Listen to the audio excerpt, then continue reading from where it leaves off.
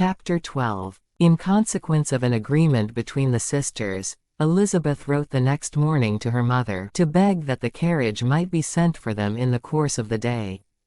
But Mrs. Bennet, who had calculated on her daughters remaining at Netherfield till the following Tuesday, which would exactly finish Jane's week, could not bring herself to receive them with pleasure before.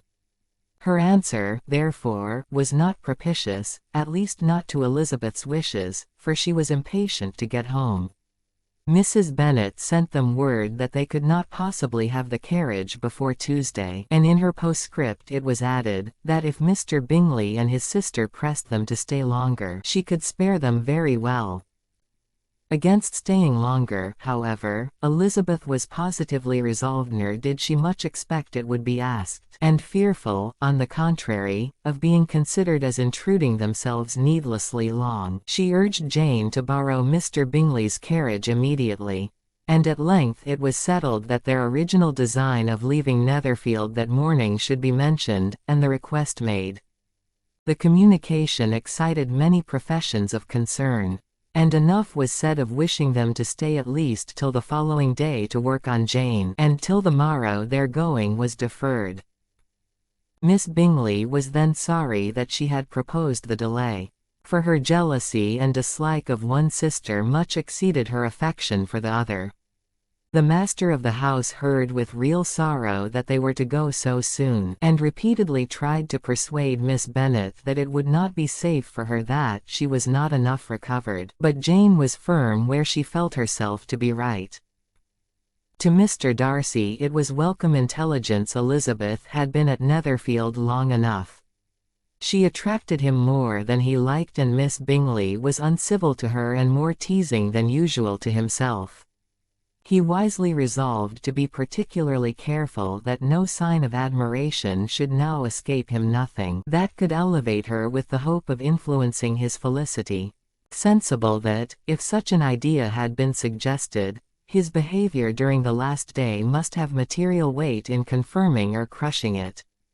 Steady to his purpose, he scarcely spoke 10 words to her through the whole of Saturday, and though they were at one time left by themselves for half an hour, he adhered most conscientiously to his book, and would not even look at her. On Sunday, after morning service, the separation, so agreeable to almost all, took place. Miss Bingley's civility to Elizabeth increased at last very rapidly, as well as her affection for Jane, and when they parted, after assuring the latter of the pleasure it would always give her to see her either at Longbourn or Netherfield, and embracing her most tenderly, she even shook hands with the former. Elizabeth took leave of the whole party in the liveliest spirits. They were not welcomed home very cordially by their mother. Mrs. Bennet wondered at their coming, and thought them very wrong to give so much trouble, and was sure Jane would have caught cold again.